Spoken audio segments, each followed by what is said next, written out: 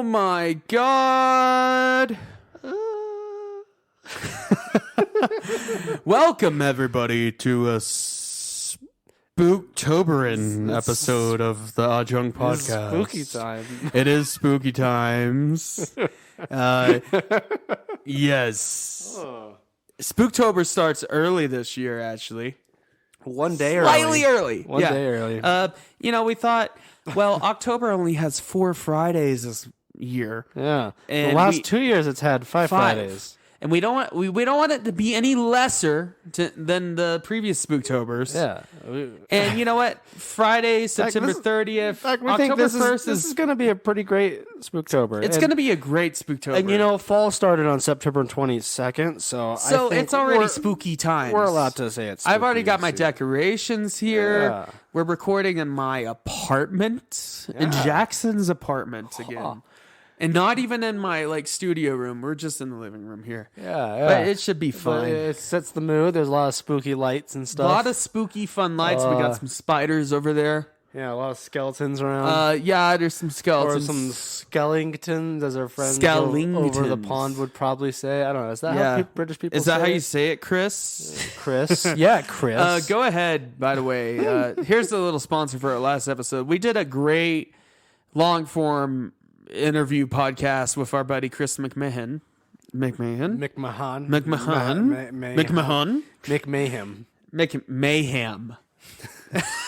That's his American name. Chris McMahon. I love that. I'm going to call him that now. But, that was a quite fun time. And we're a few drinks in already. We are definitely a few drinks in already. And why did you say that with a question? One pair of headphones short. Yeah, so we're just. I noticed you're not wearing your headphones. You're freeballing it. I thought I saw Jackson over there freeballing it, and I thought maybe I would freeball it too. Yeah, because I forgot my headphones. So we're going in raw tonight. Maybe that's a clip we'll bring up later for Spooktober. But anyways, this is a very special episode, and we've talked about. Well, the title. We're talking about Lovecraft again, but we're not just going to talk about Lovecraft. We're going to read. Yeah, because we've talked about Lovecraft before. Yeah. Way back in the day. Back in episode 8? Something like that. Lovecraft and Friends. We talked about a lot of the lore and the different elder gods, all that kind of stuff. But we never actually talked about any of the stories specifically. Yeah. It was a very broad strokes thing. So, in tradition of ever since we had 100, we retreading old ground and revitalizing some old things. It's been long enough now that we... I would say so. We can revisit some old topics. I think it's okay we're revisiting after 100 episodes. Yeah. So we're kind of going back to basics here. We're talking about Lovecraft, but tonight, it's going to be a very special night. And I hope... God, we're fucking nerds. But I hope the music is there, the ambience. We're going to put in some spooky music. Yeah, put it in. We haven't done that in a while. In fact, before you put in that spooky music, put in our spooky music. Yeah. Now.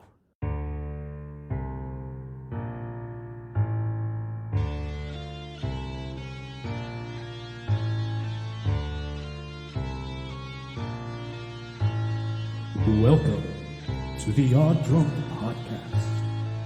It is now time for spooks and moons, fears and beers, the spookiest time of the year. So grab your drinks, your tricks and treats, and prepare yourself for Spooktober. There it was.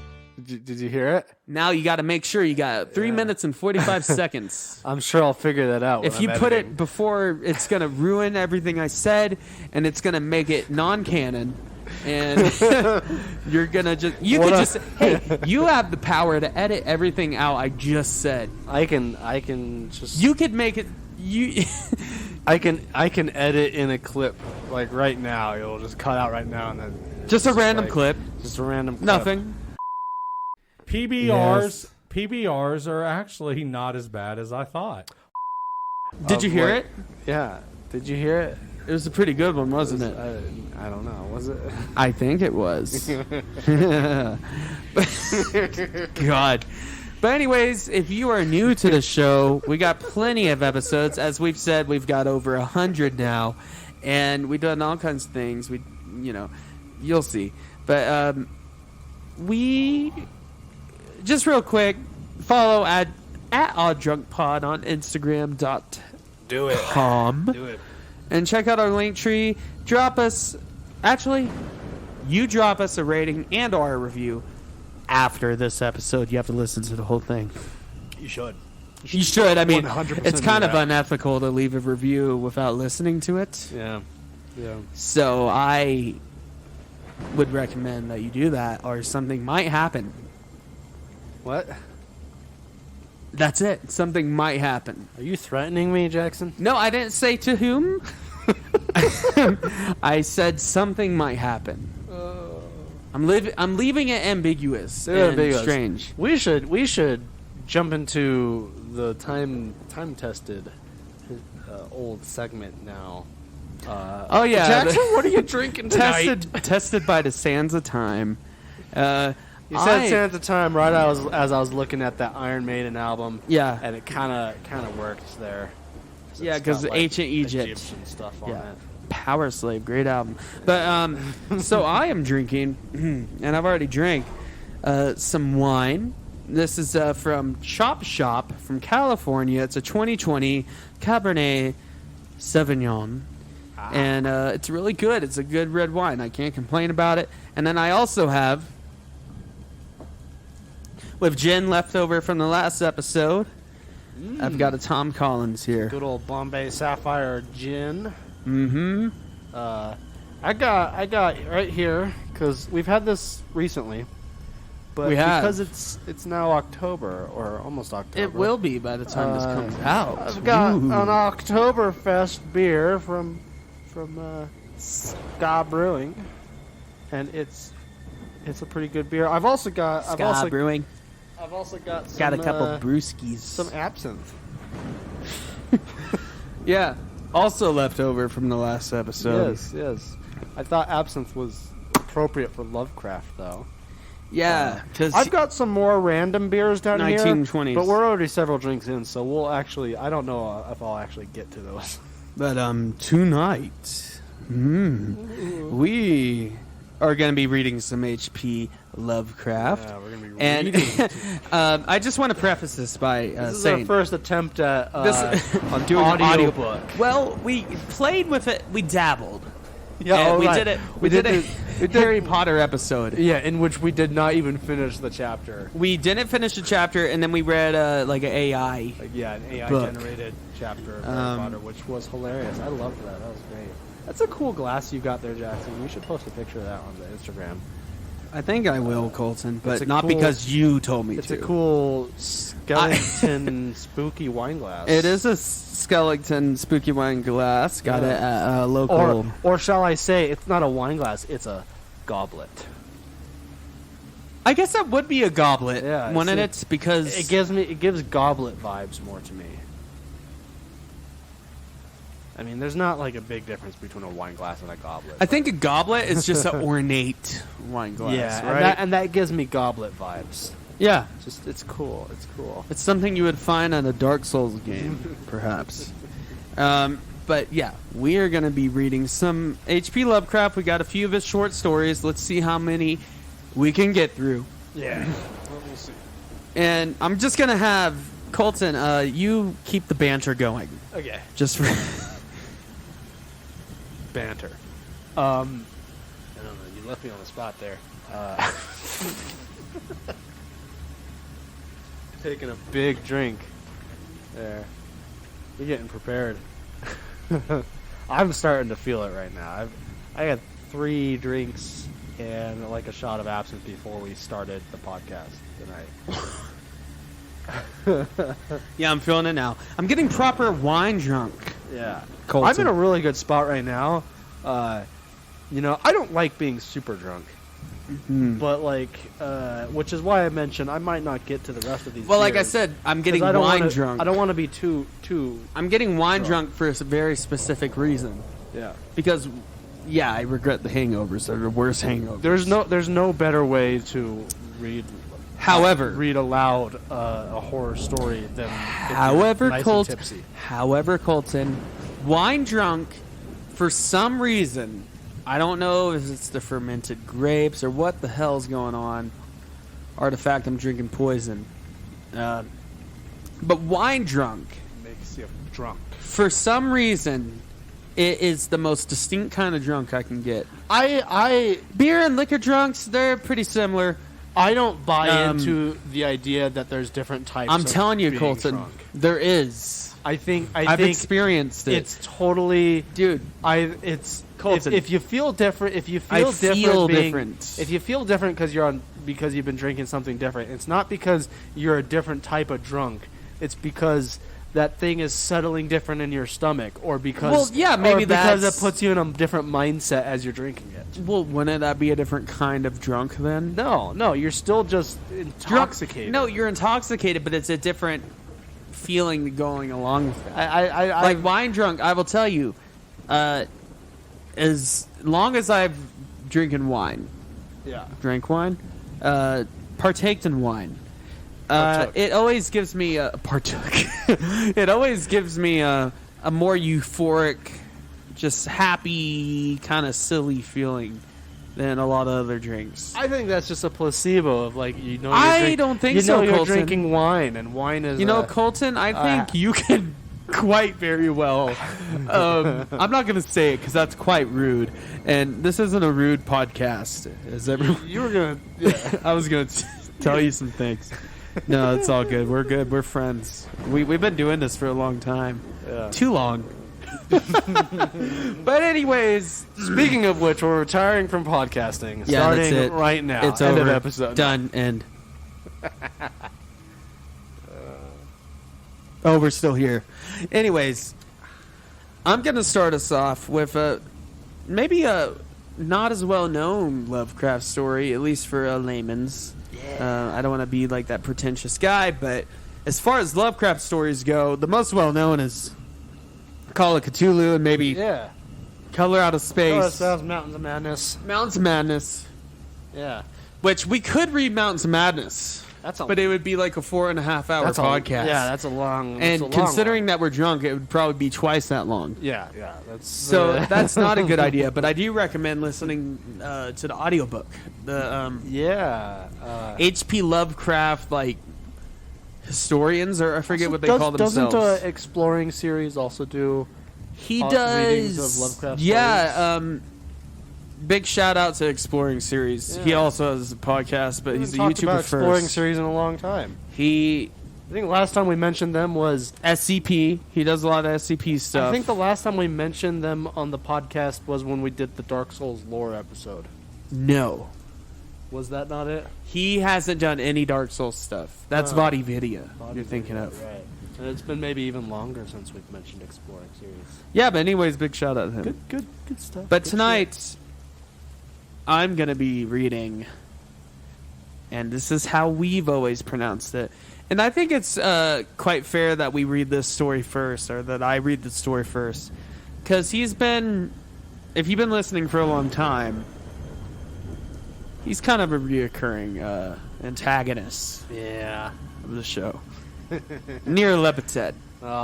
You bastard, you. You rascal. You little rascal.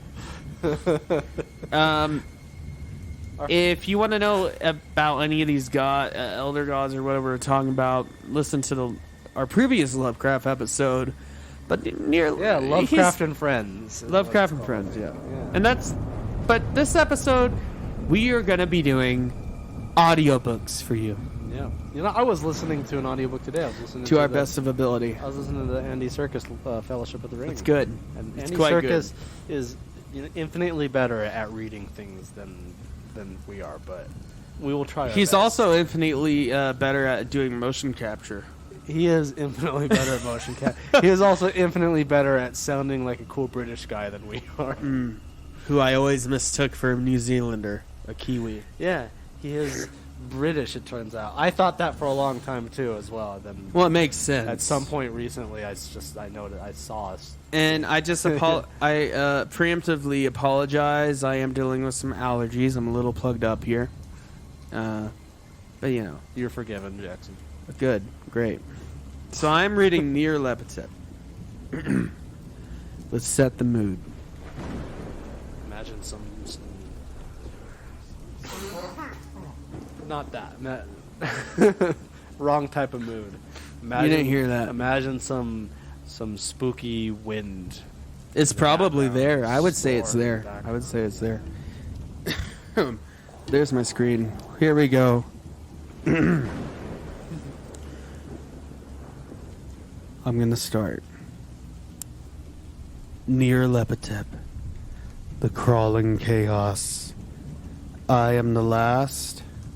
I will tell the audience void.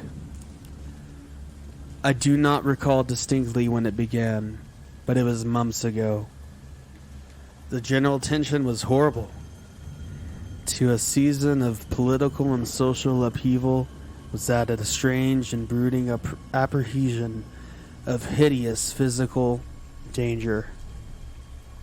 A danger, widespread and all-embracing.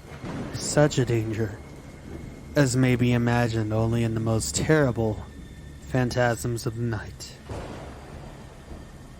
I recall the people that went about with pale and worried faces, and whispered warnings and prophecies with no one who dared consciously repeat or acknowledge to himself that he had heard. A sense of monstrous guilt was upon the land, and out of the abysses between the stars swept chill currents that made men shiver in dark and lonely places. There was a daemonic alteration in the sequence of the seasons. The autumn heat lingered fearsomely, and everyone felt that the world and perhaps the universe had passed from the control of known gods or forces to that of gods or forces which were unknown. Yes, drinky drink. Big wine. And it was then. If we pause, it's because we're drinking. Yeah. Anyways, back to it. And it was then that Near Lepetep came out of Egypt. Who he was, none could tell. But he was of the old native blood and looked like a pharaoh. The Fellahin knelt when they saw him, yet could not say why. He said he had risen up out of the blackness of 27 centuries. That's a lot. And that he had heard messages from places not on this planet. And to the lands of civilization came Near Lepetep, swarthy, slender, and sinister, always buying strange instruments of glass and metal and combining them into instruments yet stranger.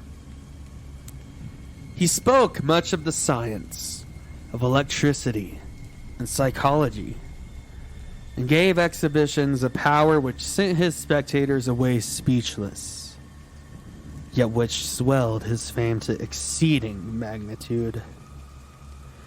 Men advised one another to see Near Lepetep, and shuddered. And where Near Lepetep went, rest vanished, for the small hours were rent with the screams of nightmare. Never before had the screams of nightmare been such a public problem that a wise man almost wished they could forbid sleep in the small hours, that shrieks of cities might less horribly disturb the pale, pitying moon as it glimmered on green waters gliding under bridges and old steeples crumbling against the sickly sky. Drink. Drink.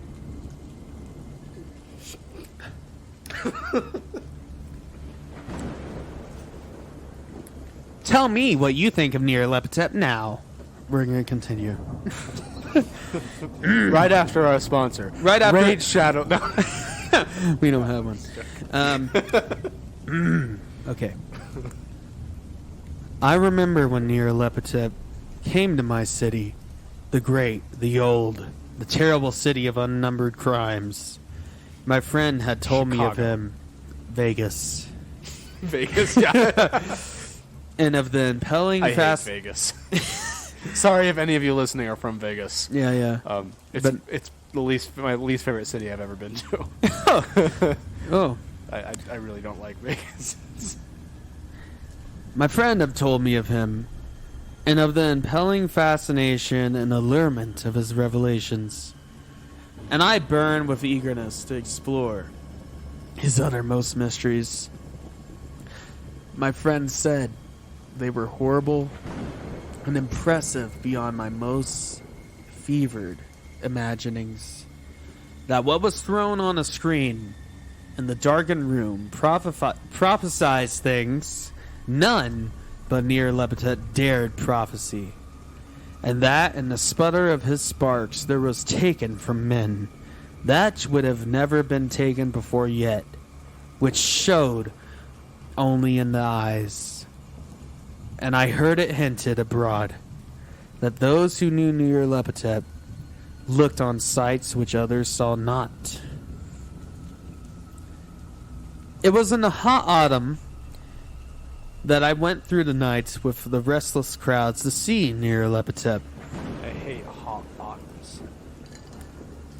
It's kind of what we're dealing with right now. Yeah. Early autumn where it's starting to cool down, but it still gets hot. It's not too bad out. But It's great. It's still warm enough that I am upset. You could say, yeah, it's a hot autumn. So it's Nyarlathotep's fault. Yeah, it's his fault. You rascal. Through the stifling night and up the endless stairs into the choking room, and shadowed on a screen, I saw hooded forms amidst ruins and yellow evil faces peering from behind fallen monuments. And I saw the world battling against blackness, against the waves of destruction from ultimate space, whirling, churning, struggling around the dimming, cooling sun.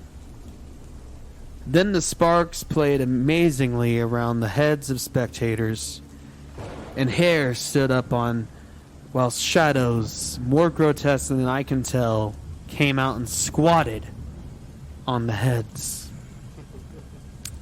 And when I, who was colder and more scientific than the rest, mumbled a trembling protest about imposture and static electricity, Nyarlathotep drave us all out, down the dizzy stairs into the damp, hot, deserted midnight streets. I screamed aloud that I was not afraid, that I never could be afraid. And others screamed with me for solace. We swear to one another that the city was exactly the same and still alive. And when the electric lights began to fade, we cursed the company over and over again, and laughed at the queer faces we made. I believe we felt something coming down from the greenish moon, for when we began to depend on its light, we drifted in the curious and voluntary formations, and seemed to know our destinations, though we dared not think of them. Once we looked at the pavement, and found the blocks loose and displaced by grass, with scarce a line of rusted metal to shew where the tram rails have run. And again, we saw a tram car, lone, windowless, dilapidated, and almost on its side. When we gazed around the horizon, we could not find a third tower by the river, and noticed that the silhouette of the second tower was ragged at the top. Then we split into narrow columns, each of which seemed drawn in a different direction. One disappeared in the narrow alley to the left, leaving only an echo of a shocking moan. Another filed down the weed-choked subway entrance, howling with a laughter that was mad, Do a mad laughter real quick. There you go. My own column was sucked toward the open country, and presently felt a chill, which was not of the hot autumn. For as we stalked Sounds out like of you live in Colorado.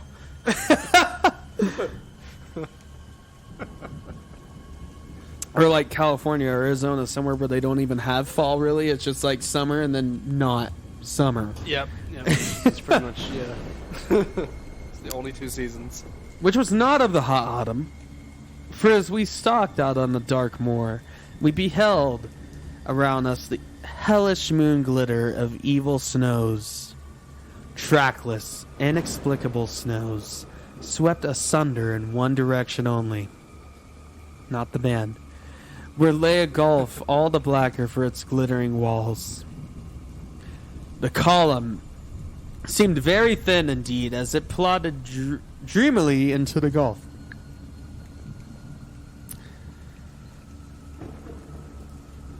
Uh-oh. Oh, there I am. I lingered behind, for the black rift and the green lifting snow was frightful, and I thought I had heard the reverberations, of a disquieting wall as my companions vanished. But my power to linger was slight, as if beckoned by those who had gone before. I half floated between the titanic snowdrifts, quivering and afraid, into the sightless vortex of the unimaginable. I'll drink to that. Oh, cheers.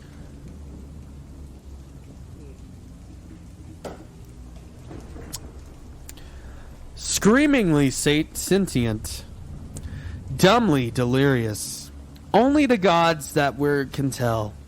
A sickened, sensitive shadow writhing in the hands that are not hands, and whirled blindly past ghastly midnights of rotting creation, corpses of dead worlds with swords that were cities, churnal winds that brush the pallid stars and make them flicker low.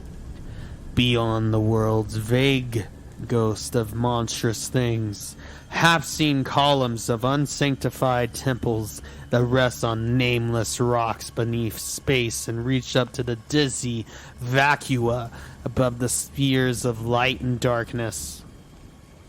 And through this revolting graveyard of the universe was muffled, maddening beating of drums and thin, monotonous whine of blasphemous flutes from inconceivable, unlighted chambers beyond time. The detestable pounding and piping whereunto dance slowly, awkwardly, and absurdly the gigantic, tenebrous, ultimate gods, the blind, voiceless, mindless gargoyles whose soul is near Lepetep. Boom. So Nice. that ending passage talking about the piping flutes and the pounding drums. So Yeah. what that really is, and we talked about it a little bit in our first Lovecraft episode, that is the music essentially that calms and keeps Azathoth asleep. Yeah. It is, Because if Azathoth wakes... and Nyarlathotep is the son of Azathoth, right? Yeah, I think so. And I think that's what this kind of alludes to. And he's part of that music. But basically, if Azathoth... So the idea is Azathoth is a blind idiot god. He's incomprehensibly powerful, but he is... reality is his dream. It's his dream. Reality is his dream. And if he wakes up, we're dead. Yeah. There's no reality. Yep. That's... And Nyarlathotep, it's part of that, at least something to do with the music, the piping demonic flutes and everything that keep Azathoth in his slumber. Classic So cosmic horror even stuff, though yeah. Nyarlathotep and Lovecraft, out of all the elder gods and everything, I think he's considered an elder god, and then the Yeah. other ones are like the old ones or something like that. Yeah. He's also one of the. I mean, it's not that he's not malicious at all, but he is one of the less malicious. Well, he's more malicious. He likes messing around with humans and stuff Yeah. and being mischievous, but he's not like. He's not this kind of being where, if he shows up, he's just going to destroy everything. Yeah. He is one of the, out of all the like older gods and everything in Lovecraft, he is probably closer of equivalent to like Loki or Lucifer. Yeah. Where he has this interest in human beings and he likes meddling in our affairs. Yeah. While like Cthulhu and all these other gods, we're just insects. Like, they don't care about what we think are our affairs. They just do whatever. But Nyarlathotep, he's a persnickety little bastard, and he likes messing with us. So don't let him get you. So, do you have a story? Because I just got done reading that whole thing. I thought I'm gonna. And he's got the book. Do I need to turn on a light for you? No, I can do it. I don't even have to get up. I'll be fine. I can read. That's dark. Hey Google, turn on living room light. Yay. She's Aussie. I made her an Aussie. I don't know if you guys heard that, but she was an Aussie. Like Mason and. You're saying he's like a woman. Good on I him. was not implying that, Good on him. but I'm gonna roll with it and say yes. I thought I would read, because it's not a particularly long one here, the classic, the original Dagon. Dagon. It's a good one, and This is a classic. I like this one a lot.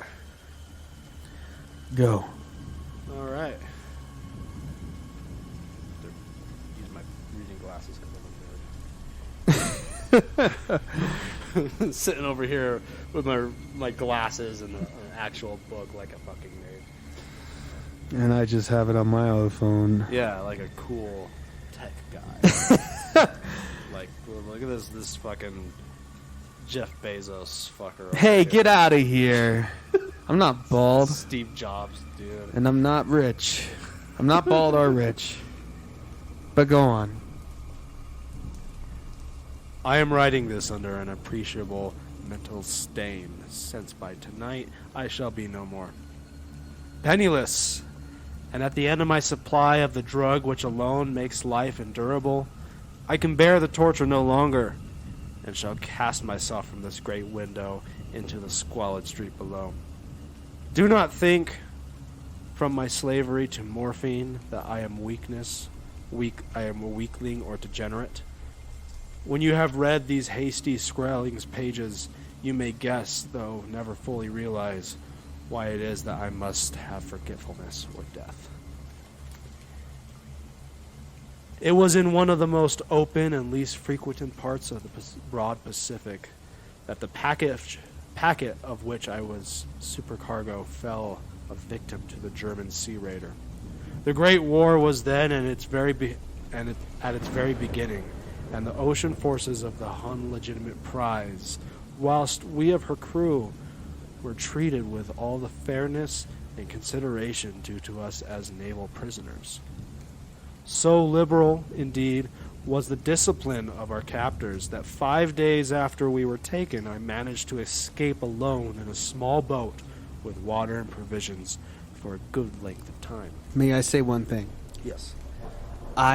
This is just, if we were going to make a movie, I think the story of Dagon would be great if it took place in World War II. Yeah, I think it would. POW camps. Yeah. But I know it's referencing it's not referencing that. World War One. Yeah, because But Lovecraft, most of his works came out in the 20s, and then he died. the 20s. This was written in 1917. According to the, World War trilogy One. here. Yeah. Yeah, but I'm just saying Yeah. No, that I would think make you're a good right. Yeah. movie. Go on. When I finally found myself adrift and free, I had but little idea of my surroundings. Never a competent navigator, I could only guess vaguely by the sun and the stars that I was somewhat south of the equator. Of the longitude, I knew nothing, and no island or coastline was in sight. The weather kept fair, and for unaccounted days I drifted aimlessly beneath the scorching sun, waiting either for some passing ship or to be cast on the shores of some habitable land. But neither ship nor land appeared, and I began to despair in my solitude among the heaving vastness of unbroken blue. The change happened whilst I slept. Its details I shall never know, for... Make sure the computer doesn't fall asleep. That wouldn't be good. Its details I shall never know, for my slumber, though troubled and dream-infested, was continuous. When at last I awaked, it was to discover myself half sucked into a slimy expanse of hellish black mire, which extended about me in monotonous undulations as far as I could see, and in which my boat lay grounded some distance away. This is when everyone drinks. Oh, yes. Drinky drink time. Yep. I hope that anyone listening is also drinking as well. Yeah. You better be. Even if you're listening, no, never mind. Don't wait. I know we have a statement at the end. Our friend at the end, our robotic friend. Yeah, don't drink and drive. Okay, Yes, yeah. just because we say drink. If you're driving and listening to us, perhaps Drink safely and responsibly. yeah. important. By that we mean don't drink and drive. Yeah. And don't I'm be- at don't be an idiot. Jackson's house right now, but Or so I he live says. walking distance. So Yeah, we can walk. I am Yeah, drinking, it's fine. but not driving. Yeah, it's fine. And also, big shout out to anyone that's listening while they're on a road trip or anything like that. Yeah, I hope you're not drinking. Yeah, just don't. Yeah, that's all I'm saying. That's a bad idea. Anyways, back to it. Though one might well imagine that my first sensation would be of wonder at so prodigious and unexpected a transformation of scenery, I was in reality more horrified than astonished. For there was in the air and in the rotting soil a sinister quality which chilled me to the very core. The region was putrid, with carcasses of decaying fish, and other less describable things which I saw protruding from the nasty mud of the unending plain. Perhaps I should not hope to convey in mere words the unutterable hideousness that can dwell in absolute silence and barren immensity. There was nothing within hearing, and nothing in sight save a vast reach of black slime, yet the very completeness of the stillness and the homogeneity of the landscape oppressed me with a nauseating fear.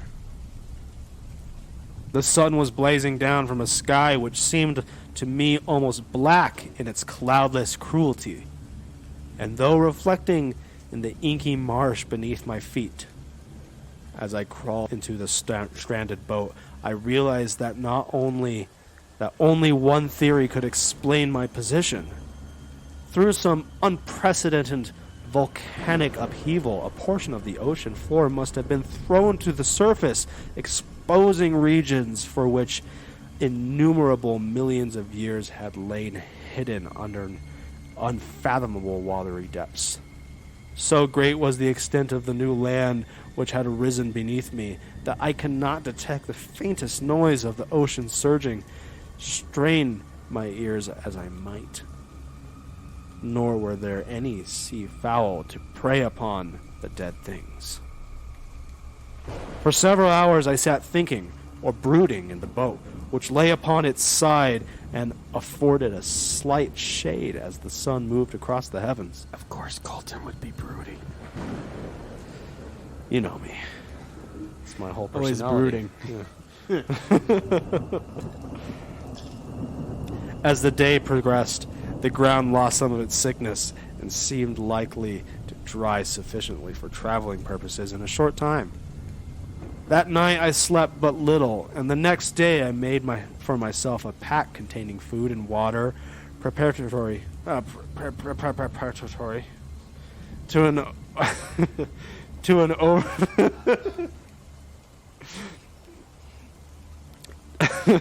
to an overland journey in search of the vanished sea and possible rescue. On the third morning, I found my. Well, I gotta make sure the computer doesn't turn off. Don't want to lose the recording. On the third morning, I found the soil dry enough to walk upon with ease. The odor of the fish was maddening, but I was too much concerned with graver things to mind so slight an evil, and set out boldly for an unknown goal. All day I forged steadily westward, guided by a faraway hummock, which rose higher than any other elevation on the rolling desert. That night I encamped, and on the following day still traveled forward towards the hummock, though that the object seemed scarcely nearer than when I had first appeased it. By the fourth evening, I attained the base of the mound, which turned out to be much higher than it had appeared from a distance, an intervening valley setting the Drink. Yeah, it's starting to hit us now. On these next couple stories, it's going to be even... I'm struggling a little bit. Well, you know, when you get drunk and proper like that, you know, things happen. Where was I? Wait. Can I do something for our listeners? Yeah. This is some ASMR? Sorry, I'm drunk. Some asthma. ASMR for you. I hope this records right. That's the rest of my wine. Nice. Bottle of wine. Did you open it today? I did open it in one evening. Oh, cheers. I drank while I was playing Spider-Man earlier, so you know. Anyways, back to your story. Back to Dagon. By the fourth evening, I attained the base of the mound, which turned out to be much higher than I had appeared from a distance. An intervening valley setting it out in sharper relief from the ground. You got to power through it. I gotta power through it. Okay. You just have to. And by the way, I don't know what the title is, but this is obviously, you know this podcast, but if you're new, this is a drunk Yes. reading. Yes. So there's going to be some hiccups here and there.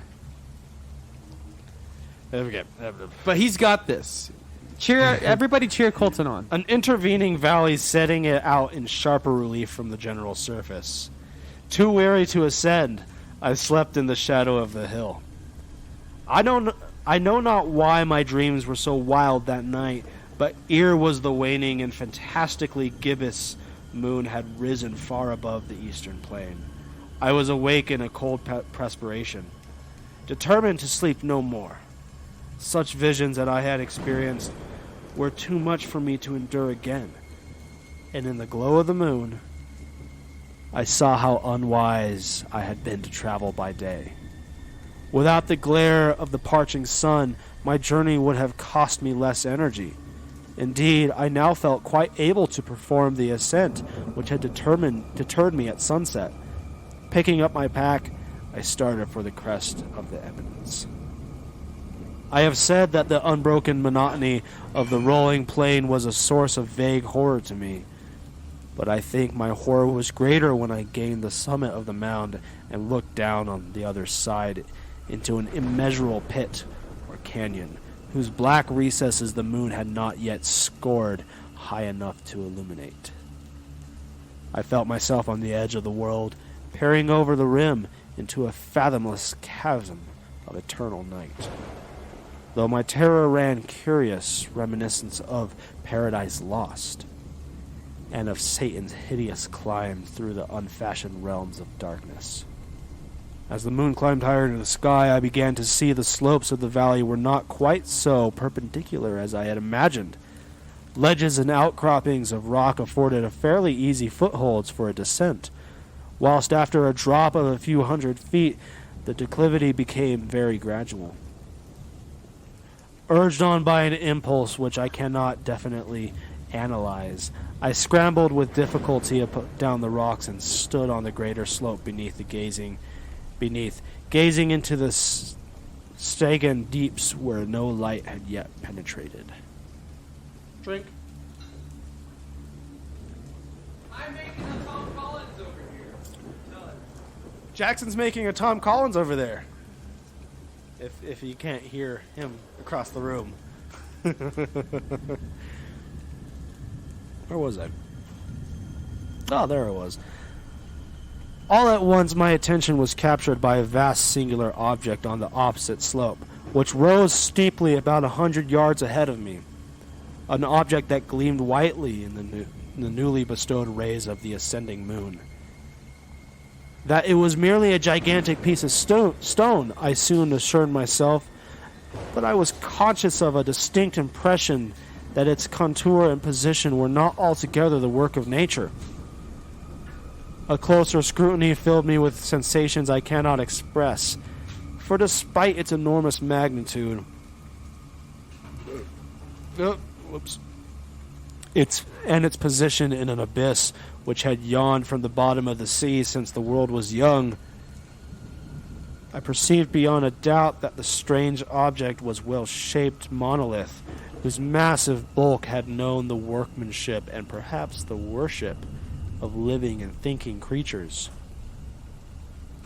Dazed and frightened, yet not without a certain thrill of the scientist's or archaeologist delight, I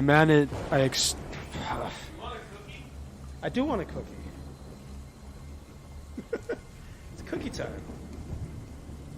Oh, thank you. It's cookie time, everybody. Cookie time. Halloween cookie. Yeah, it's shaped like a pumpkin. Thank you, Jackson. Where was I? May that help your spirits. I think it will. With this spooky tale of horror. Drink time. Yeah. Dazed and frightened, yet not without a certain thrill of the scientist or archaeologist delight, I examined my surroundings more closely. The moon, now near zenith, shone weirdly and vividly above the towering steps that hemmed into the chasm, and revealed the fact that a far-flung body of water flowed at the bottom, winding out of sight in both directions, and had almost lapping at my feet as I stood on the slope. Across the chasm, the wavelets crashed at the base of the Cyclopean monolith, on whose surface I can now trace both inscriptions and crude sculptures. The writing was in a system of hieroglyphics, unknown to me, and unlike anything I had ever seen in books, consisting for the most part of conventionalized aquatic symbols such as fishes, eels, octopi, crustaceans, mollusks, whales, and the like. Several characters obviously represented marine things which are unknown to the modern world, but whose decomposing forms I had observed on the ocean's risen plain. It was the pictorial carving, however, that did the most to hold me spellbound, plainly visible across the interweaving water on account of their enormous size, were an array of bas-reliefs whose subjects would have excited the envy of Dore. I think that these things were supposed to depict men, at least a certain sort of men, though the creatures were strewn, disporting like fishes in the water of some marine grotto, or paying homage at some monolithic shrine which appeared to be under the waves as well. Of their faces and forms I dare not speak in detail, for the mere remembrance makes me grow faint, grotesque beyond the imagination of a Poe or Bulwer. They were damnably human and general outline despite webbed hands and feet, shockingly wide and flappy lips, glassy, bulging eyes, and other features less pleasant to recall. Curiously enough, they seem to have been chiseled badly out of proportion with their scenic background. For one of the creatures was strewn in the act of killing a whale represented as but a little larger than himself. Where was it?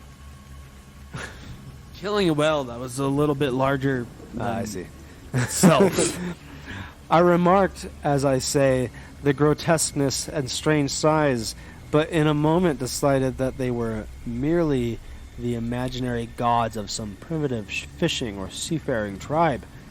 Some tribe whose last descendant had perished eras before the first ancestor of the Piltdown or Neanderthal man was born. Awestruck at this unexpected glimpse into the past beyond the conception of the most daring anthropologist, I stood musing among the moon, whilst the moon cast queer reflections on the silent channel before me. So a really long time ago, these Yeah, that's what it's hieroglyphics and people came from. Yeah, ancient stuff. Like prehistory. Oh yeah, well, prehistory, before Neanderthals. Like Assassin's Creed. yeah, Just like it. confirmed. Assassin's Creed takes Honestly, place in wait. the Lovecraft universe. This is a slight side tangent just to break it up. I think we might talk about horror video games maybe coming up for Spooktober. But Assassin's Creed Hex. Yeah, Like witch trials. You said like East Germany. Or just like Germany. Holy Roman Empire. Holy Roman something Empire, like that. Germany. I don't know. It makes me think like it will be interesting to see Assassin's Creed with that kind of horror aesthetic. That'd be rad. And how does the first Civ tie into that? That's all I'm gonna say. They tried to do some horror aesthetic. Did they? in Valhalla with like ancient ruins and stuff? And Yeah, I didn't care about that. Didn't really work that well, but because then you get dropped into a boss fight with a giant wolf, and it's like, okay, It's like, that okay, was here we underwhelming. go. That was underwhelming. Yeah. Anyways, back to Anyway, yeah. finish this off. Then I suddenly saw it, with only a slight churning to mark its rise to the surface. The thing slid into view above the dark wet waters. Vast, Polyphemus-like, and loathsome. It darted like a stupendous monster of nightmares to the monolith, about which it flung its gigantic scaly arms. And while it bowed its hideous head and gave vent to certain measured sounds, I think I went mad then. Of my frantic ascent of the slope and cliff, and of my delirious journey back to the stranded boat, I remember little. I believe I sang a great deal and laughed oddly when I was unable to sing, and I have distinct recollections of a great storm sometime after I reached the boat.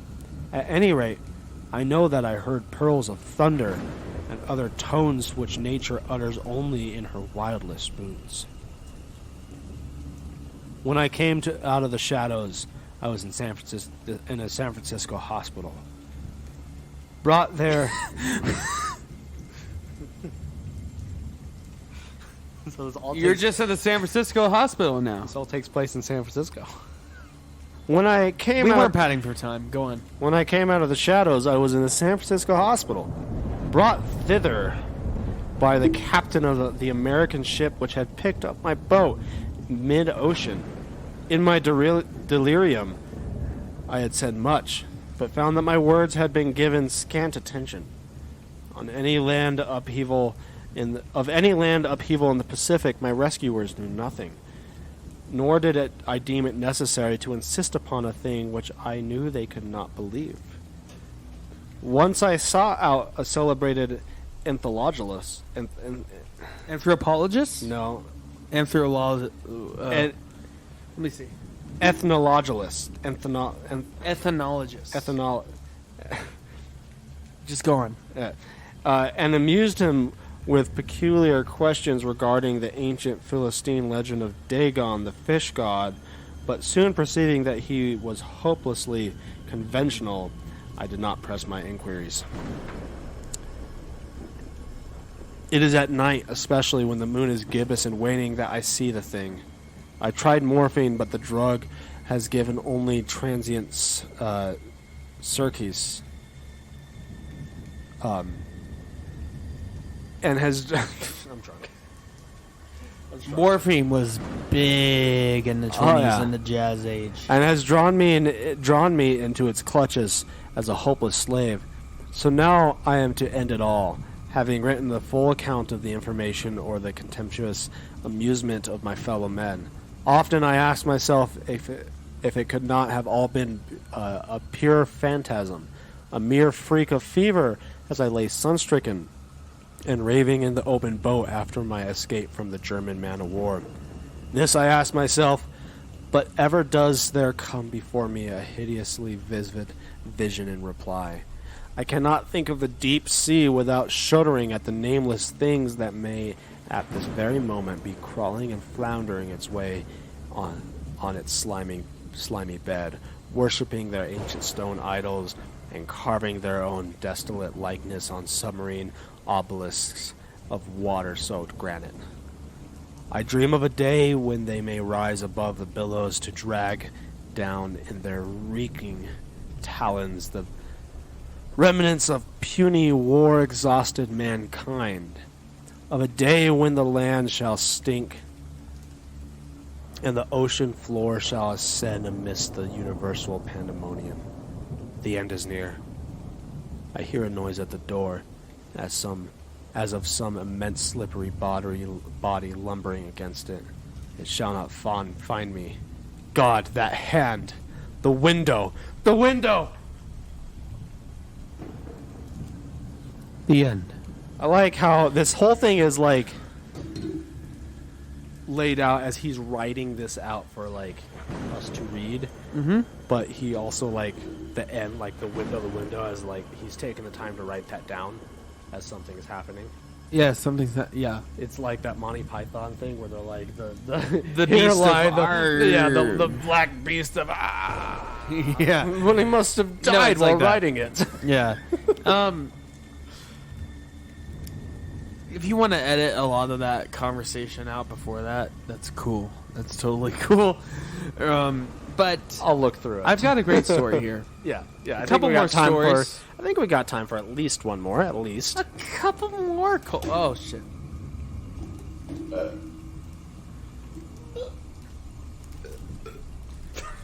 Just making weird noises right now. Both of us. Because we're drunk. But yeah, we got time for a couple more stories. Okay. I hope you guys are Okay, having a Charlie. great Spooktober so far. One episode in, I hope you know what you're in store for. Yeah, oh yeah, you're in store for some for some fun times, honestly. Maybe I'll read a couple in a row because that was quite a long one. Dagon, it's a short story, but it's a long one. Yeah, but it's still one of the shorter ones. Yes. Yeah, I remember in our text back and forth when we mentioned Colorado Space and Mountains of Madness, It's like we can. and we both decided like, yeah, no, Yeah. it would take like an hour and a half for us to read Colorado Space. But you know what? Twice that for Mountains of Madness. I'm in a good mood tonight. yeah. I'm in a very spoopy mood. Done with the political stuff that we were talking about. So,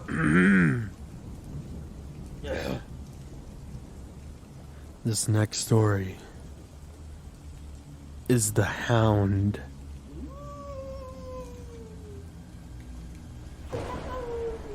Yeah.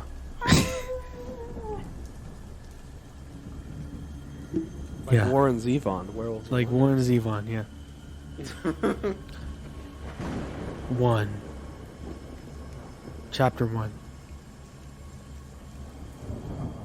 In my tortured ears there are sounds, unceasingly a nightmare, whirring and flapping. and a faint, distant baying, as of some gigantic hound. It is not a dream. It is not, I fear, even madness. For too much has already happened to give me these merciful doubts. St. John is a mangled corpse. I alone know why. And such is my knowledge that I am about to blow out my brains. For fear I shall be mangled in the same way.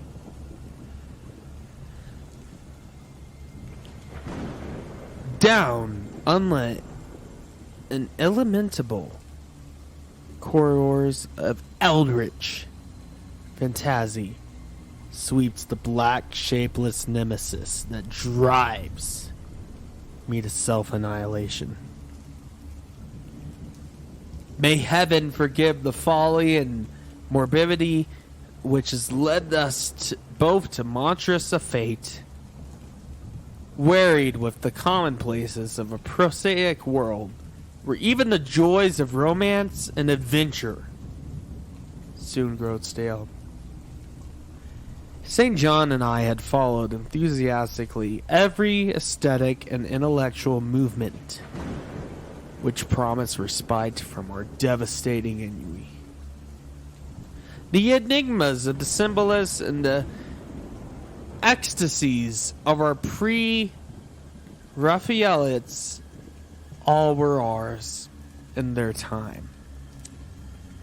Woo, it's blurry. I'm drunk. That's not part of the story. But it's part. I brought my reading glasses. It's part of my story. But each new mood was drained too soon of its diverting novelty and appeal. Only the somber philosophy of the descendants could hold us.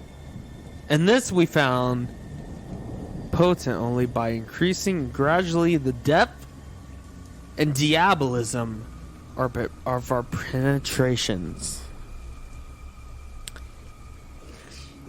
Title of your sex tape. I'm wearing my headphones, so it sounds quite crisp right now, Colton. Ooh. I started drinking some white wine, by the way. Oh, you've moved on to I moved on. the fairer substances. The fairest of substances. Bandolier and Hussamans were soon exhausted the thrills. Till finally, there remained for us only the more direct... Oh, God. Oh, it's getting blurry. That's bad. Okay, woo. Till finally, there remained for us only the more direct stimuli of an unnatural personal experiences and adventures. It was this frightful emotional need which led us eventually to that detestable discourse, which even in my present fear, I mention with shame and timidity. The hideous extremity of human outrage. The abhorred practice of grave robbing. I cannot reveal the details of our shocking expeditions. Our catalog even partially the worst of our trophies, adorning the nameless museum we prepared in the great stone house where we jointly dwelt, alone and servantless. Our museum was a blasphemous, unthinkable place where the satanic taste of neurotic virtuosi were had assembled in a universe of terror and decay to our jaded sensibilities. It was a secret room. You can listen if you want. It was a secret room, far, far underground, where huge winged demons, carven of basalt and oinks, vomited from grinning mouths, weird green and orange light, and hidden pneumatic pipes ruffled into kaleidoscopic dances of death, the limes of red charnel things, hand in hand woven in voluminous black hangings. Though these pipes came at will, the odors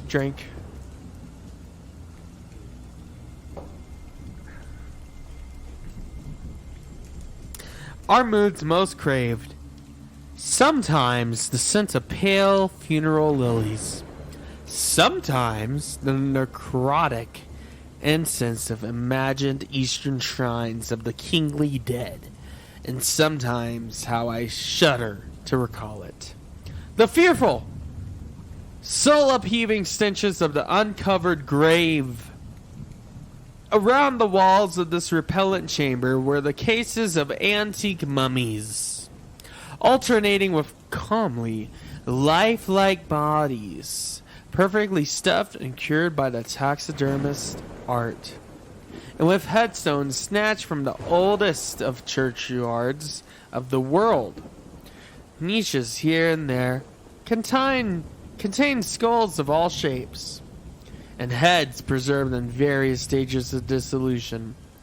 There, one might find the rotting, bald pates of famous noblemen, and the fresh and radiantly golden heads of our new buried children. Statues and paintings there were, all fiendish subjects, and some executed by St. John and myself. A locked portfolio, bound in tanned human skin, held certain and unknown and unnameable drawings which it was rumored Goya had perpetrated but dared not acknowledge. There was nauseous musical instruments, stringed, bass, and woodwind, on which St. John and I sometimes produced dissonances of exquisite morbidity and cacodemonical. That's a weird big word, by the way. Yeah. Ghastliness. Whilst a multitude of inlaid ebony cabinets reposed the most incredible and unimaginable variety of tomb loot ever assumed by human madness and perversity. It is of this loot in particular I must not go speak. Thank God I had the courage to destroy it, long before I thought of destroying it myself. The predatory excursions on which we collected our unmentionable treasures were always artistically memorable events. We were no vulgar goals. What? We were no vulgar goals. Oh. Ghouls. I'm drunk. But worked only certain... Drink? Can drink. Yeah, you drink. I'll be good. Conditions of mood. Landscape, environment, weather, season, and moonlight.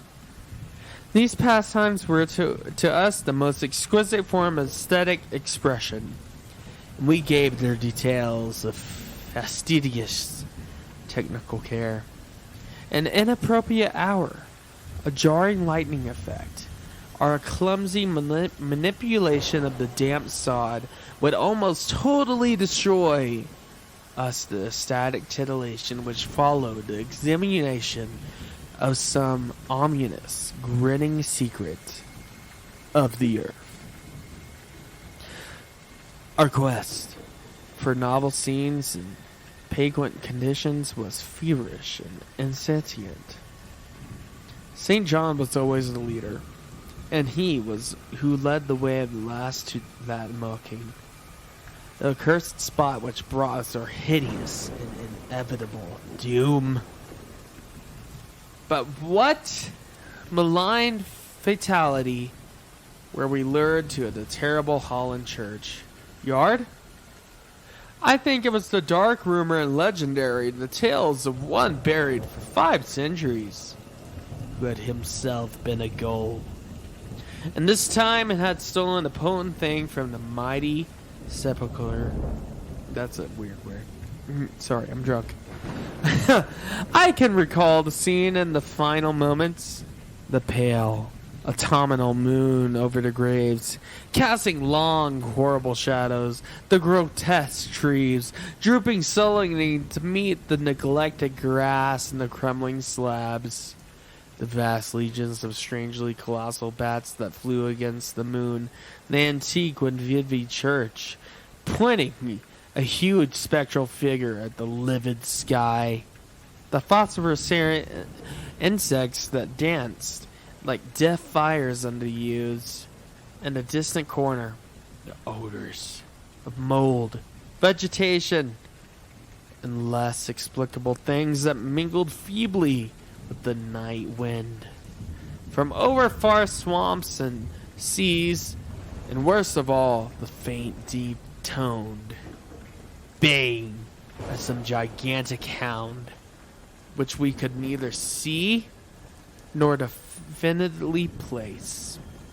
As we heard the suggestion of baying, we shuddered, remembering the tales of peasantry, for by we whom we sought centuries before had been found in the cell-phone spot, torn and mangled by the claws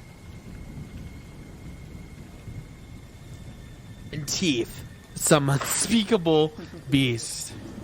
Is blurry. We're both struggling right now. It's really blurry. This is, let's be real, it's Spooktober. I think it's good to be real. Yeah. This is probably the most drunk we've been since... When's the last episode you've been this drunk?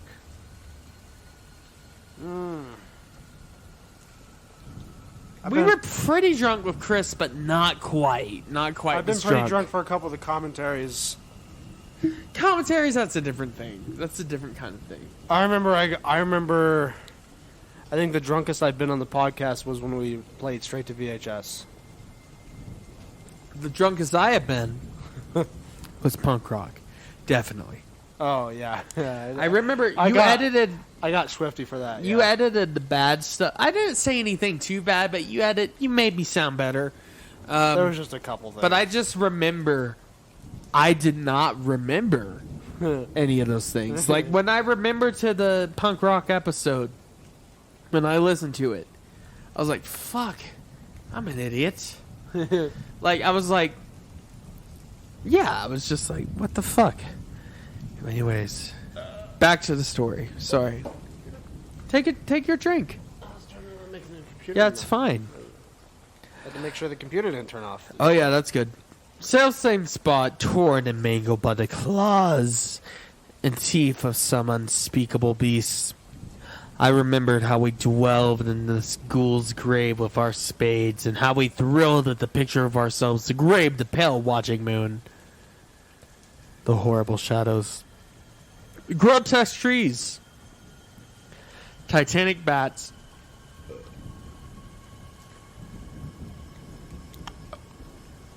You okay there? Bud? I'm good.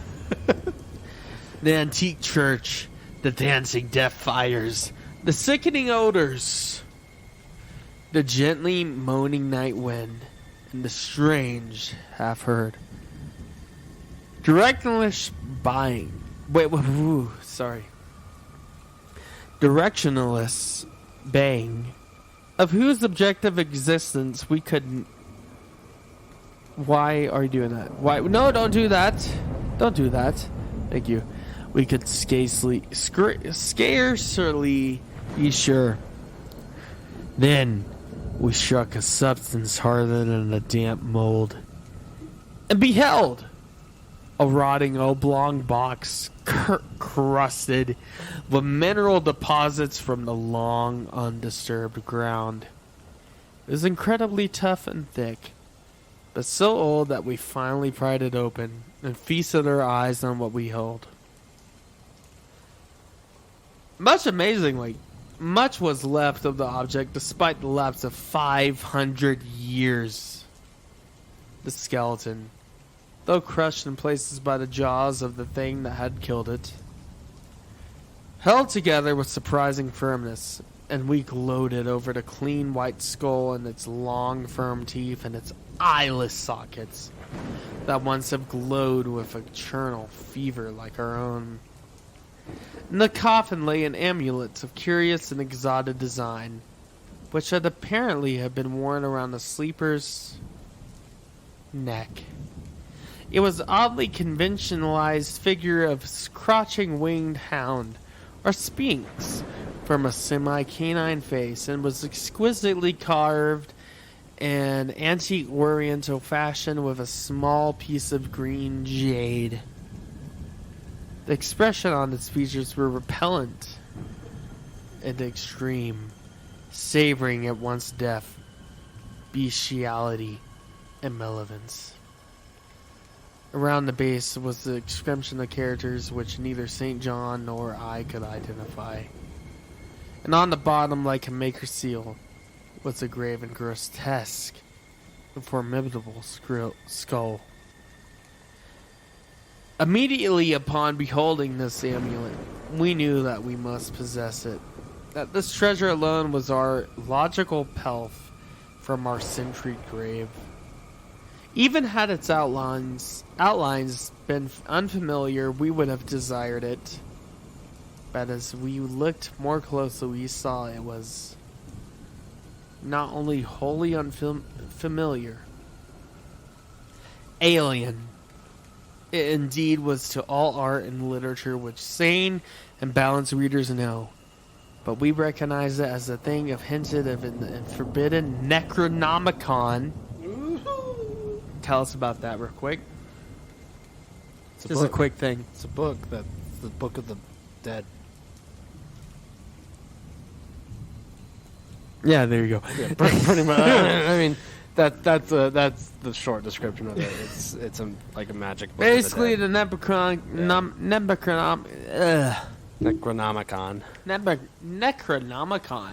tells us everything about Lovecraft. It's the book that when you read it you go mad. Yeah, and I'm going mad at this moment. But yeah, we found Necronomicon of the Mad Arab, Abdul Azurid, the ghastly soul symbol of the corpse-eating cult of inaccessible link. In Central Asia, all too well did we trace the sinister lineaments described by the old Arab demonologists.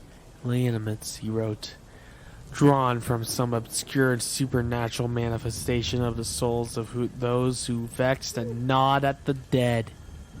Seizing the green jade object, we gave a last glance at the bleached and cavern-eyed face of its owner and closed up the grave as we found it. As we hastened from the abhorrent spot, the stolen amulet of St. John's pocket, we thought we saw the bats descend in a body to the earth we had so lately rifled, as if seeking for some cursed and unholy nourishment. But the autumn moon shone weak and pale. We could not be sure. So too as we sailed the next day away from Holland to our home. We thought we heard the faint distant bang of some gigantic hound in the background. But the autumn wind moaned sad and waned. We could not be sure. Number 2, chapter 2. Chapters? Or something. 2. I was going to say, this Lovecraft story with chapters, that's rare. Well, the big ones are. Doesn't normally do that. Less than a week after our return to England, strange things began to happen. We lived as recluses, devoid of friends, alone and without servants in a few rooms of an ancient manor. House on a blank and unfrequented moor, so that our doors were seldom disturbed by the knock of the visitor. Now, however, we were troubled by what seemed to be a frequent fumblings in the night. We only found around the doors around the windows also, upper as well as lower. Once we fancied a large, opaque body darkened the library window when the moon was shining against it. And when another time we heard a whirring or a flapping around not far off. On such occasion, investigation revealed nothing, and we began to ascribe the occurrences to imagination alone. The same curiosity disturbed imagination which we still prolonged in our ears, and faint by far bang, we thought we heard Holland churchyard. The jade amulet now. The jade implant now. Reposed in a niche in our museum. And are you good? Yeah, just fidgeting. Are you getting more drinks or are you just fidgeting? Just fidgeting. Okay. We read much in Azurided's Necronomicon. About his properties. Go watch And Evil about... Yeah, and just read about the Exploring series. He has a whole things about that. But yeah, Necronomicon is an Evil Dead. It is. And it's the same one? I don't know. Yeah, basically. About its properties. There's a few fictional franchises like that. What's the other one? Vaguely hint. Well, not specifically Necronomicon, but there's some. The Evil Dead's Lovecraft. Yeah, they vaguely hint that it's in the Lovecraft universe. Ash. Fallout vaguely hints it's in the Fallout or the Lovecraft universe. Ash is in the Lovecraft universe. Yeah. Yeah. Bruce Campbell. Yeah. Yeah. And I like that. I Oh, like yeah. to imagine that's true. Oh yeah, I did. Yeah. Makes it better. Fallout vaguely hints it's in the Lovecraft universe. Fallout? Oh yeah, there's Like- tons of Lovecraft references in the Fallout games. It's in that universe, but nukes? Yeah, it's vague. It's in the Which same. Fallout does it do that? It definitely does it in 3 and 4. Nuh-uh. There's a whole quest in Fallout 4 about going down into like this Lovecraftian dungeon in the earth. And Fallout 3 has a building. 4? Yeah, in Fallout 4, yeah. And in Fallout 3 has the building, the Dunwich building, which is... there's like a weird obelisk in the basement and stuff, and everyone's dead, and it's weird. But what did the nukes have to do with it? Nothing. The nukes have nothing to do with it. Oh, okay. It just vaguely hints that they're that it might be like Lovecraftian, like in nature, like the universe of the Fallout universe is Lovecraftian. That would explain the Mothman and all that stuff. I mean, it's. Have you played Fallout 76? No, and I have no. Doesn't it have the Mothman? Yeah, it has like, all. Yeah. Virginia, like, Yeah. folklore? No. I say Fallout. Which one did you play? I've played all the Fallout games except for 76 and Fallout You even Tactic. played the originals? Yeah. I'm not a fan. Are they on Steam? Yeah, I have them. They're not. They're old school in a way that, like, unless you're really used to old school CRPGs, you probably won't dig them. But They look good. Yeah, they're okay. They're not my thing, really. And then 3 was the first, like, Bethesda one. Yeah. No, when I say Fallout hints that it's vaguely hints it might be in the Lovecraft universe, it's in the same way that Blade Runner hints that it's in the Alien universe. Like, it doesn't straight out say it. It's not direct, but it could just be, like, hints it. Like you can believe that as a fan theory. which also means it's in the Predator universe. Yeah. Which also means maybe it's if Blade Runner is in the Alien universe, then that means Blade Runner is in the Predator universe, but Predator is not in the Blade Runner universe. Well, I heard this whole theory that Maybe. Something Arnold like Schwarzenegger's character in the Predator movie that fought the Predator and survived. Yeah, They based T8. Dutch or whatever his name is. Dutch. They based T-800 off of him. Oh, right. So therefore, the Terminator, Alien, and Predator universe are in the same universe. that makes like no sense.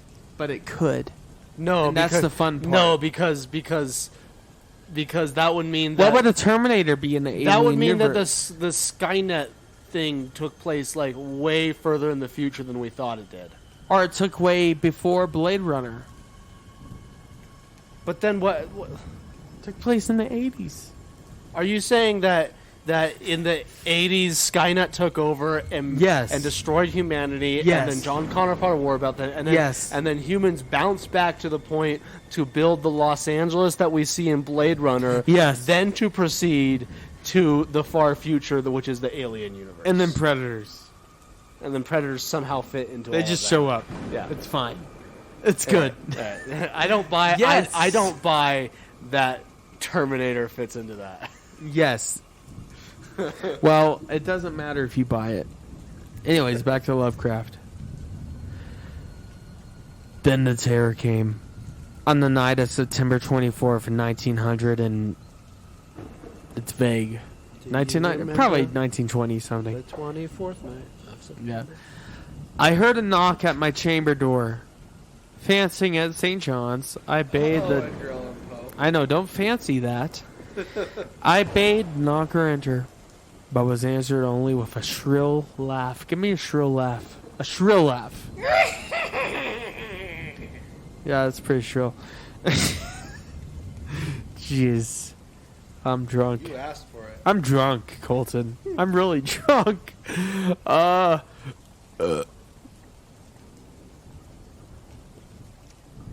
What was that? That was creepy.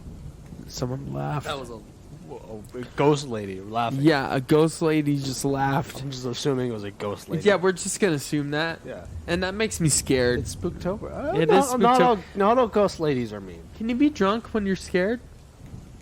Yeah. Can you be scared when you're drunk? I don't see why not. Okay, good. Well, that's not good because I'm scared. Also, remember, we don't have to be scared. Not all ghost ladies are mean. Is my door open? Your door's Is not my open. window open? I don't know. I hear her laughing. And I'm scared, guys. Anyways, I bade the knocker enter. But was only answered by a shrill laugh, answer, shrill laugh. There was no one in the corridor.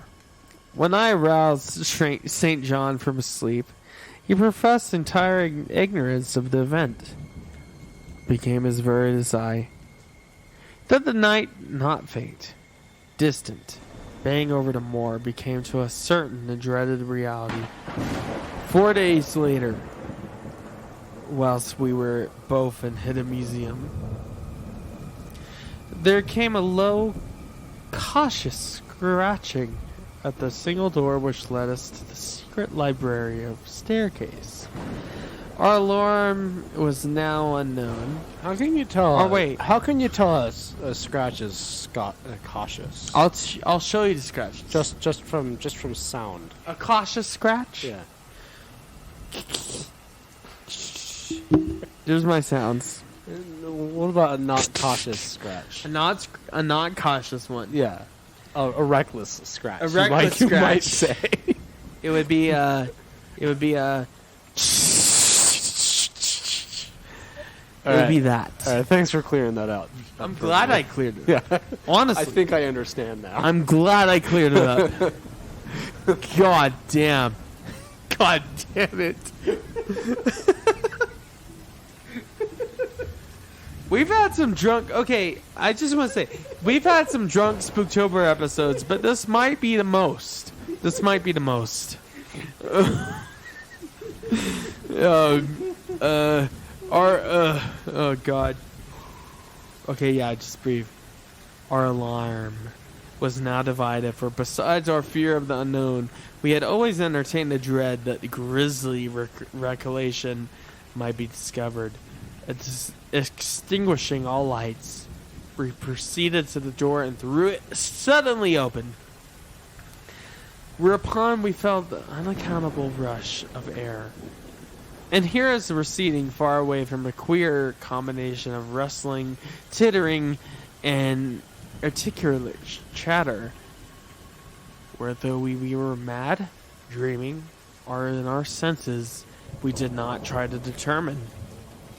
We only realized, with the blackest apprehensions, that we apparently disembodied chatter was beyond a doubt in the Dutch language. After that, we lived in growling horror and fascination. Mostly we held to the theory that we were jointly going mad from our life to unnatural excitements. But sometimes it pleased us more to dramatize ourselves as the victims of some creeping, appalling doom. Bizarre manifestations were now too frequent to count. Our lonely house was seemingly alive with the presence of some malign being whose nature we could not guess, and every night did the demonic bang rolled over in the windswept moor, always louder and louder. On October 29th, we found in the south earth underneath the library This is window. a Halloween story. Yeah, it's very Halloweeny. Wow. Yeah. We found the sound in the south earth underneath the library window. Surveys of footprints utterly impossible to describe. They were as baffling as the hordes of the great bats which haunted the old manor house in unprecedented and increasing numbers. You know, I've never had the opportunity in real life to sneak around a library at night, We should. like how they do in horror movies. And Maybe stuff. we'll do a Ghost Adventure thing where we Yeah. go to a place and we record. I've just never had the opportunity to sneak around a library like they We- would either in a horror movie or in a college fraternity movie. Are in fraternity, but we Like record. Animal House. Colton, we record Ghost Adventures. We We should go. do that. We should. Let's go to the Strader Hotel. Hear me out. Okay. And Ghostbust it. I don't think they would like us doing that. And we record it. And we tell everything about it, Colton. Anyways, out of here. The horror. The horror! Reached a culmination on November 18th. They skipped past Halloween. Yeah. No, it's a Thanksgiving story. It's a thing, yeah. On November 18th, when St. John, walking in home dark from the descent railway station, was seized by some frightful carnivorous thing and torn to the ribbons. You good? I'm drunk.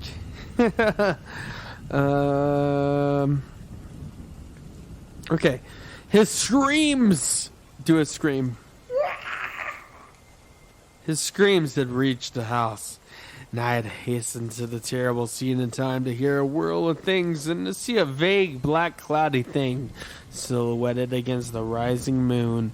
My friend was dying when I spoke to him, and he could not answer coherently. All he could do, was to whisper, "The amulet! That damn thing!" Then he collapsed, an inert mass of mangled flesh.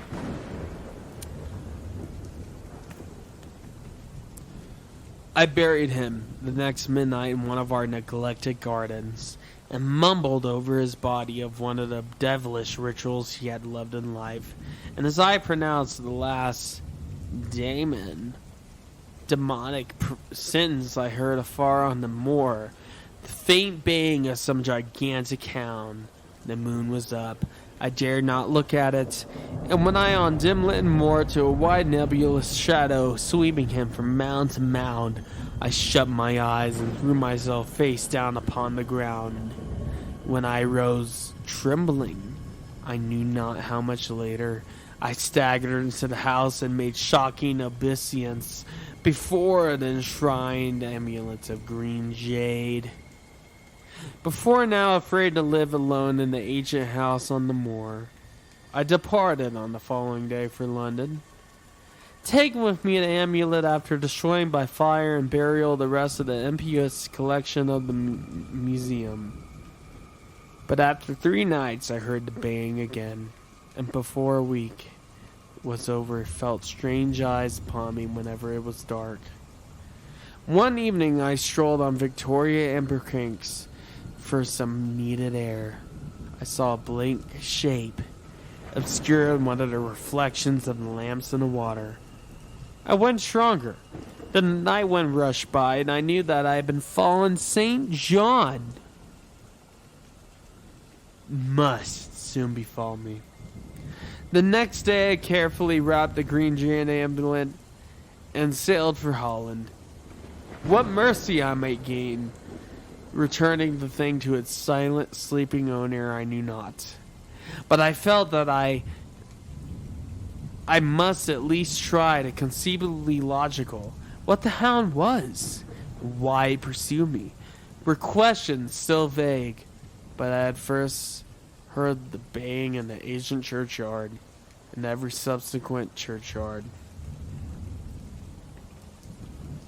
Every subsequent event that St. John's dying whisper had served to connect.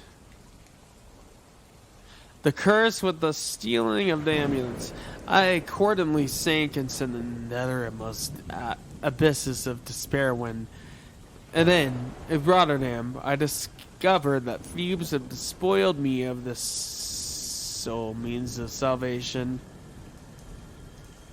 The baying was loud that evening, and I mourning, and I read nameless dead, the vilest quarter of the city. The rabble were in terror. Upon the evil tenement had fallen the red death beyond the foulest previous crime of the neighborhood. In the squalid thieves' den, an entire family had been torn to shreds by an unknown thing, left no trace. And those around heard all night, above the usual clamor of drunken voices, a faint, deep, insistent note of a gigantic hound. So at last I stood again in an unwholesome churchyard, where a pale winter moon cast hideous shadows and leafless trees drooped sullenly to meet the withered, frosty grass and crackling slabs, an envied church pointing a yearning finger at unfriendly sky, and a Nightwing. Yeah. Yeah. I just fought Nightwing in Lego DC. You fought him? Super. Wait, you can find him? In Lego DC Supervillains, you fight Nightwing. You can find him. Yeah. That's good. Nightwind, unhowled maniacally over frozen swamps and frigid seas. The baying was very faint now, and it ceased altogether as I approached the ancient grave that I once violated, and the frightening away in an abnormally large horde of bats, which had been hovering curiously around it. I don't know why I went Nightwing, to their... bats. Is this a Batman story? Maybe. I don't know why I titter unless as the prey, or gibber the insane pleas and apologies to the calm white thing that lay within. But whatever my reason, I attacked the half-frozen sod with a desperation partly mine and partly that of dominating will outside myself. Excavation was much easier than I expected, though at one point I encountered a queer interruption. When a lean vulture darted down in front of the cold sky and peckled frantically at the grave earth until I killed him with a blow of my spade. Minecraft. I finally reached the rotting oblong box and removed the damp nitrous cover. This is the last rational act I ever performed. Ooh.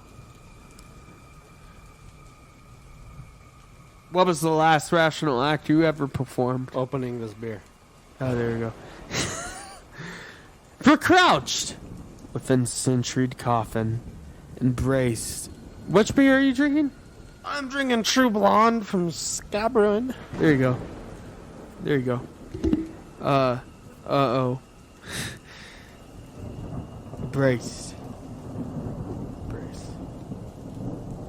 Frantically, grave elf, I killed him with a blow of my spade. Finally, I reached a rotting oblong box and removed the dampish nitrous cover. This is the last rational act I ever performed. For crouched within the centuried coffin, Embraced by a close-packed nightmare of ritual, huge, sinewy, sleepy bats was the bony thing my friend and I robbed. Not clean and placid as we'd seen it then, but covered with caked blood and shreds of alien flesh and hair, and leering sentiently at me with phosphorescent sockets and sharp and sanguine fangs, yawning twistedly in a mockery of my own inevitably doom. And when it came from these grinning jaws of deep, sardonic bay as some gigantic hound, and I saw that it held in its glory filthy claw the lost and faithful amulet of green jade, I merely screamed and ran away idiotically. My screams soon dissolving in the peals of hysterical laughter. Madness, rides the star wind. Claws and teeth sharpened on centuries of corpses. Dripping death astride and the bacchanal of bats of night-black ruins of buried temples of Belial. Now, the baying of that dead, fleshless monstrosity grows louder and louder. The stealthy whirring and flapping. Do some flapping. I don't know if you hear it, but he's doing some flapping. You can't hear that. I mean, I can make sound effects. Yeah, he's doing things. Yeah. And flapping of those accursed web wings. Not Spider-Man. Circles closer and closer. Flip. Yeah. I shall seek. With my revolver of oblivion, which is my only refuge of the unnamed and unnameable. Ah! That was a good one. I like that one. But Colton, Jackson. I have one more story. Okay. And I think this one must be read. Okay. Read it. So, in a lot of the stories we read earlier, Lovecraft kind of has a disdain and a distaste towards the moon. He doesn't like the moon. The moon is often a I like the moon. bear of bad things I for like- Lovecraft. I like the moon. I also like it. I'm a big fan of Moonlight. Don't but elves like Moonlight in Lovecraft Lord of the did Rings? not like the moon. It scared him. It spooked him. Was he a werewolf in real life? Maybe. I don't know. But this story is called What the Moon Brings. And I will say,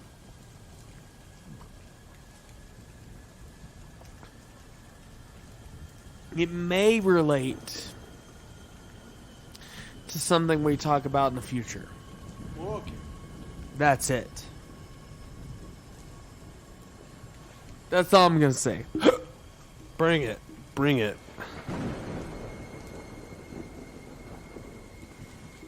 You good there?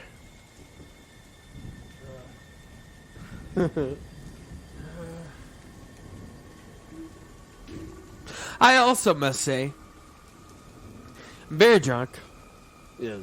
and I am acquiring hiccups. And it's going to be hard to speak, but I'm going to try my best. This one shouldn't be as long as we think it is, but we will see. But I must read the story, What the Moon Brings. What does the moon bring? From Howard P. Lovecraft. What's his real name? Can we look that up real quick? Howard.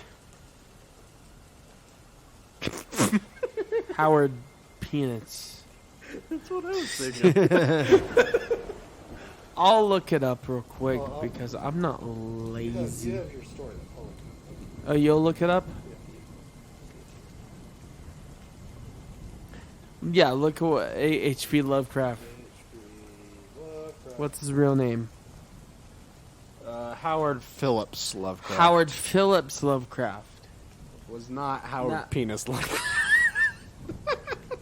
No, it was not that. Sorry. I Lovecraft. do have to throw out there, I didn't think it was Howard Penis Lovecraft. Hey, Lovecraft, if you're listening to this somehow, We're drunk. Yeah, forgive us. Understand that. But anyways, this story is what the moon brings. I hate the moon. I hate the moon. I am afraid of it. For when it shines on certain scenes of familiar and love, it sometimes makes an unfamiliar and hideous. It was in spectral summer when the moon shone down on the old garden where I wandered. The spectral summer of necrotic flowers and humid seas of foliage that bring wild and many-colored dreams. And as I walked by the shadow crystal stream, I saw unwanted ripples tipped with yellow light, as if those placid waters were drowned in resistless currents to strange oceans that are not in this world. Silent and sparkling, bright and baleful. Those moon-cursed waters hurried I knew not whither, whilst from embowered banks, from Lotto's blossoms fluttered one by one, an opiate night wind and dropped despairingly into the stream, swirling away horribly under the arched carven bridge, and steering back with the sinister recognition of the calm, dead faces. And as I ran along the shore, crushing sleeping flowers and headless feet, and maddened ever by the fear of unknown things and the lure of dead faces, I saw that the garden had no end under that moon, where lie by day the walls were. Stretched now only new vistas of trees and paths, flowers and shrubs, stone idols and pagodas. The bendings of yellow litten stream past gristed banks and under grotesque bridges of marble. And the lips of dead lotus faces whispered sadly and bade me follow, nor did I cease my sleeps till the stream became a river, and joyed amidst of marshes of swaying reeds, and beaches of gleaming, and the shore of a vast and nameless sea. It's a common occurrence. Yeah. Nameless. Nameless things. Upon that sea the hateful moon shone, and over its unvocal waves weird perfumes brooded. And as I saw therein the lotus faces vanish, I longed for the nets that I might capture them, and learn from them the secrets which the moon had brought upon the night. But when the moon went over to the west, and still tide ebbed from the sullen shore, I saw in that light old spires, with the waves almost uncovered, and the white columns gay with festoons of green seaweed. And knowing that to this sunken place that all dead have come, I trembled and did not wish again to speak with the lotus faces. Yet, when I saw afar out in the sea a black condor descend from the sky, seek rest on the vast reef, I would not fain from question him,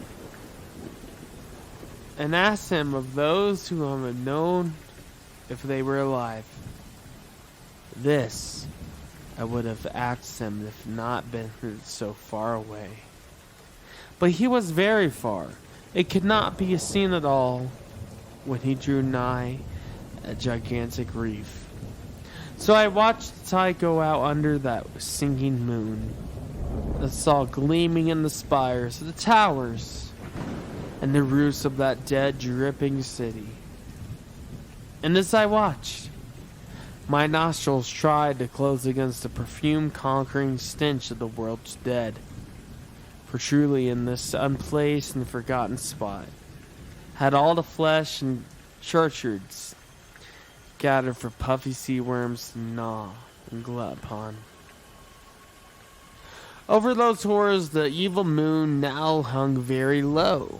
The puffy worms of the sea no need moon feed by.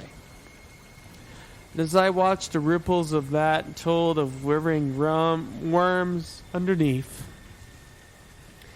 I felt a new chill from afar out whither the condor had flown, as if my flesh have caught a horror before my eyes have seen it. Nor had my flesh trembled without cause, for when I raised my eyes I saw that the waters had ebbed very low, sewing much of the vast reef which whom I've seen before. And when I saw this reef was but the black basalt crown of shocking Econ, whose monstrous forehead now shone in the dim moonlight, and whose vile hooves must paw the hellish ooze miles below. I shrieked and shrieked, lest the hidden face rise above the waters, and the least hidden eyes look at me after the slinking way of that the leering and the treacherous yellow moon.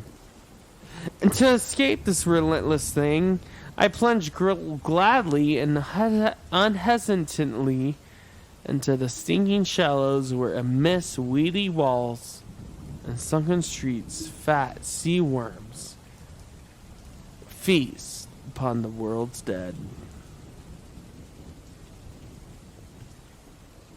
That's the moon. Nice. What will the moon will It bring? makes me like the moon a little bit less. Yeah, it's spooky. It's Yeah. scary. But I still like the moon. Anyways, I think that's a great place in our stories. Yeah. Not only are we drunk, and this episode's almost 3 hours unedited, but when edited, hopefully it's less than that. But either way, We're gonna edit out a bit. yeah, either way, that's a great start to Spooktober. Yeah. And we are so excited to continue this, and we got great stuff waiting for you guys. Spooktober. Spooktober, yeah. Yeah. It's always great. It's always good. Spooktober is the only thing Yeah. that we repeat consistently each year. Yeah, it's fun. We love Spooktober. It's a lot of fun. It's the best time of year. It is the best time of year. Yeah. Anyways, we will see. Anyways, Anyways. we will see you next week for whatever we talk about Adios. in Spooktober. All Drunk Podcast. Adios. Good to see you guys. Whatever. Bye. Why are you here? Why are you still here? I don't know. Stop. This is not a test. I repeat, this is not a test. The Odd Drunk Podcast recommends you follow their Instagram and join their Facebook group for more fun content.